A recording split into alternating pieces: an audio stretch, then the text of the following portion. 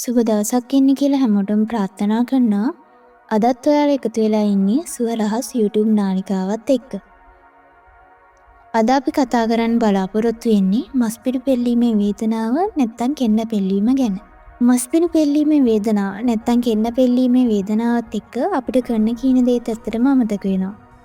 සාමාන්‍ය මස්පිඩු තදවීමෙන් ඇතිවන අධික වේදනාව තප්පර කිහිපයක් හෝ විනාඩි කිහිපයක් එක දිගට අපේ ශරීරයේ පවතිනවා.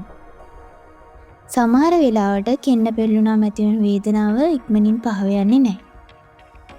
විවිධ පුද්ගලයන්ට මේ කෙන්න පෙල්ලීම විවිධාකාර විදියට ඇති වෙනවා. ගොඩක් ඇවිද්දම කෙන්න පෙල්ලෙනවා, රැට නිින්දෙදිම කෙන්න පෙල්ලෙනවා. ඉතින් මේ කෙන්න පෙල්ලීමට සරල ප්‍රතිකර්ම කිහිපයක් පිළිබඳ දැන් අපි කතා කරමු. 1. මාපට ඇඟිල්ල ඇදීම. කෙන්න පෙල්ලුණු වෙලාවට පාදයේ මාපට ඇඟිල්ල තමන් සිටින දිශාවට ඇදගෙන සිටීම මගින් මේ වළක්වා ගත හැකියි. 2. ලුණු වතුර ආලේප කිරීම. ලුණු දිය කළ වතුරෙන් කෙන්න පෙල්ලුණු ස්ථාන තැවීම මගින් මෙම තත්ත්වය සමනය කරගත හැකියි.